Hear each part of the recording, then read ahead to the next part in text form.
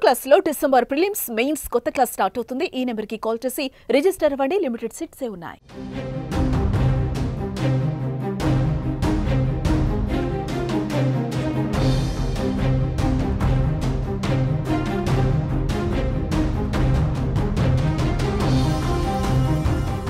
కామారెడ్డి జిల్లాలో triangle death mystery ఉత్కంఠ రేపుతుందని చెప్పుకోవచ్చు. ఓ ఎస్ఐ, మహిళా కానిస్టేబుల్, కంప్యూటర్ ఆపరేటర్ అదృశ్యమై చెరువులో విగత జీవులుగా కనిపించడం ఇప్పుడు సంచలనంగా మారింది.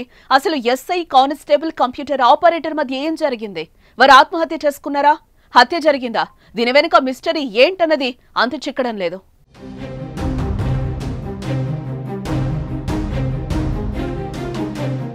బీబీపేట పోలీస్ స్టేషన్లో పనిచేసే కానిస్టేబుల్ శృతి బుధవారం సాయంత్రం నుంచి అదృశ్యమైంది. డ్యూటీ ముగిసిన తర్వాత రాత్రైనా శృతి ఇంటికి రాకపోవడంతో ఆమె తల్లి తాడ్వాయిలో కానిస్టేబుల్ గా పనిచేస్తున్న శృతి స్నేహితురాలికి ఫోన్ చేసింది. తన కుమార్తె ఇంకా ఇంటికి రాలేదని, ఫోన్ చేస్తే స్విచ్ ఆఫ్ వస్తోందని చెప్పింది. కొద్దిసేపటి తర్వాత శృతి స్నేహితురాలు పోలీస్ స్టేషన్ కు వెళ్లి సమాచారం ఇవ్వాలని సూచించింది. దీంతో శృతి తల్లి పోలీసు అధికారుల దృష్టికి విషయం తీసుకెళ్లారు. అప్రమత్తమైన పోలీసులు శృతి ఫోన్ లొకేషన్ ట్రేస్ చేశారు.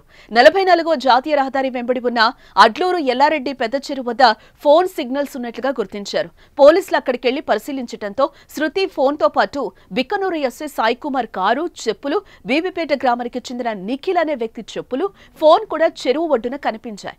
చెరువులో గాలించగా శృతి, నిఖిల్ మృతదేహాలు లభ్యమయ్యాయి. కానీ ఎస్ఐ జాడ కనిపించలేదు. అయితే గురువారం ఉదయం ఆ చెరువులోనే ఎస్ఐ మృతదేహం బయటపడింది. ఈ 3 మరణాల వెనుక మిస్టరీ ఏంటన్న తెలియాల్సిందే.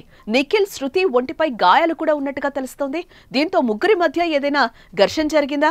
ఆత్మహత్య చేసుకున్నారా? హత్య జరిగిందా? అన్న కోణాల్లో పోలీసులు దర్యాప్తు చేస్తున్నారు.